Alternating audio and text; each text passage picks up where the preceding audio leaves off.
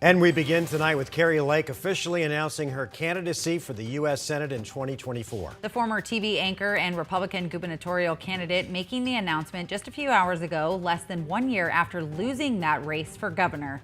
Good evening, everyone. Thanks so much for joining us for 12 News at 10 o'clock. I'm Rachel Cole. I'm Mark Curtis. The announcement included an endorsement video from former President Trump. Team 12's Bianca Bono is live in Scottsdale, where Lake delivered tonight's speech. And Bianca, was it any different from past events when she was running for governor? Mark, from the venue to the music to the crowd, tonight's rally felt very familiar compared to what we saw last year. Only now Kari Lake is aiming for the U.S. Senate.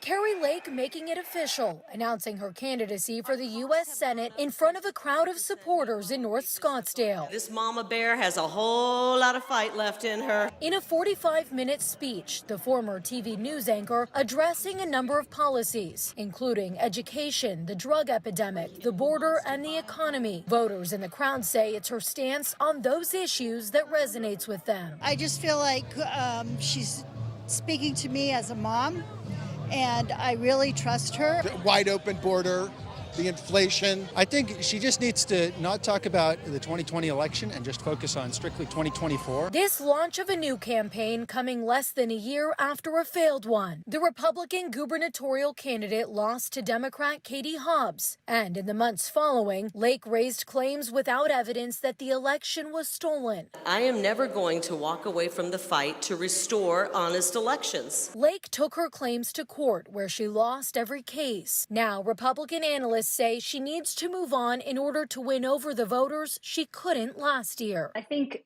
it's deceptively easy for her to actually win those people over, but she has to be able to be willing to do one thing, and that is she has to be willing to stop talking about election integrity. There is a wing of the Republican Party that is more extreme than the rest. Longtime Republican political consultant Stan Barnes told 12 News that wing is led by figures who have promoted false conspiracy theories, which includes State Senator Wendy Rogers, who was censured by her GOP colleagues in 2022 after she spread a conspiracy about a mass shooting. Rogers was in the crowd at Lake's rally. And Senator Rogers is representative of that wing. So, as it turns out, so is Kari Lake.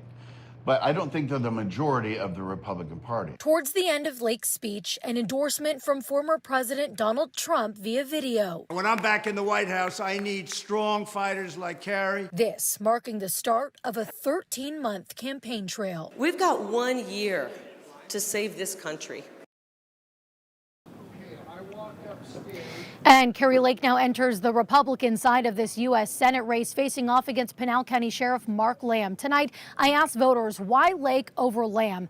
Many of them pointed to Lake's name recognition. They said they believe she has a better chance at winning. As for Mark Lamb, he says he is not jumping out of this race, noting he's won 2 elections. We're live in North Scottsdale tonight. Bianca Bono, 12 News. All right, Bianca, thanks. Team 12 political insider Bram Resnick is here in studio to break down Lake's announcement tonight. Bram, what are your takeaways from the speech, and has she really changed her game? We'll get to the changing her game part in a little bit. Our first takeaway, the first few lines of Kari Lake's speech tonight. Let's listen. I don't know about you, but who else misses President Trump?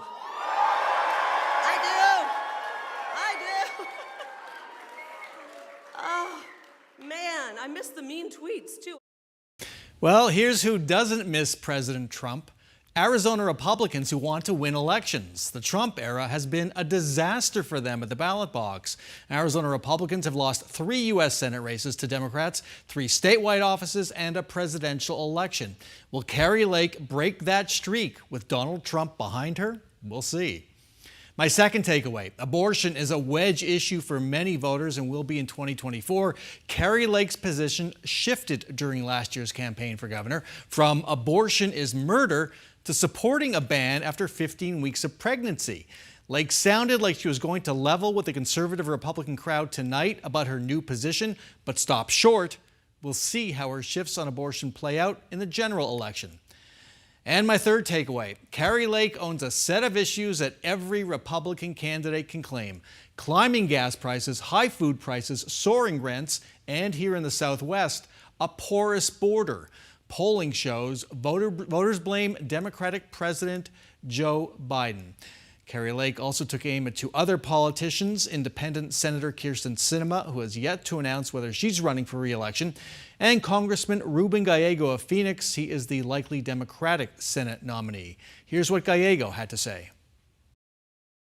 She is more here to divide us, whether it's pushing away McCain Republicans or trying to, be as extreme as possible. I just don't believe that Arizonans are going to buy this new Kari Lake, because it's just not who she is. And Mark, a reminder, early ballots for the 2024 presidential election will be mailed to voters a year from tomorrow. A little perspective there. A lot can change between now and then. Can we quickly go back to the question we had at the beginning? Is this really a new and different Kari Lake? Here's the part that was new. Many analysts said she should tone down the election integrity, the fraud claims, which were so corrosive to our elections and harmed the people who run the elections. She did tone that down a bit, and you might say her announcement tonight that she's running for the Senate was kind of a concession that she lost the governor's race. Can't be both. Right. I think. And I don't know that people are that quick to forget. We'll have to see as this plays out. Yeah. All right, Bram, thanks. Sure thing. Rachel? Fellas, thank you.